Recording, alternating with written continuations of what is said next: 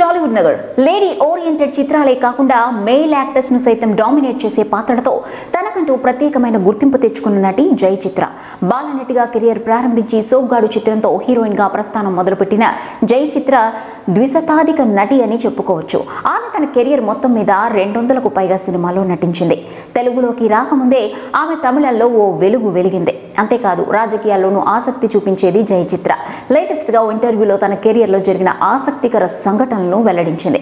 అప్పట్లో తాను కాంగ్రెస్ పార్టీలో యాక్టివ్ గా ఉన్న రోజులను గుర్తు చేసుకుంటూ రాజీవ్ గాంధీ హత్య గురించి వివరించింది. వాస్తవానికి ఆ రోజు జై చిత్ర కూడా రాజీవ్తో పాటు శ్రీపెరంబుదూర్ వెళ్లాల్సి ఉంది. కానీ మద్రాసులో ఓ కార్యక్రమం ఉండడంతో అది చూసుకుని శ్రీపెరంబుదూర్ వేస్తానని తనతో ఎయిర్పోర్ట్ లో మాట్లాడిన రాజీవ్ గాంధీతో తెలిపింది.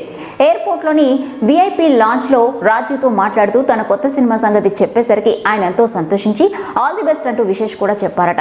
తనకెంతో ఇష్టమైన పొలిటీషియన్ రాజీవ్ గాంధీతో కలిసి శ్రీపెరంబుదూర్ సభకు వెళ్లాలని జై చిత్ర భావించింది. కానీ అప్పటికే ఓ కార్యక్రమానికి హాజరయ్యేందుకు ఆమె ఒప్పందం కుదుర్చుకోవడంతో రాజీవ్తో వెళ్లడం సాధ్యపడలేదు.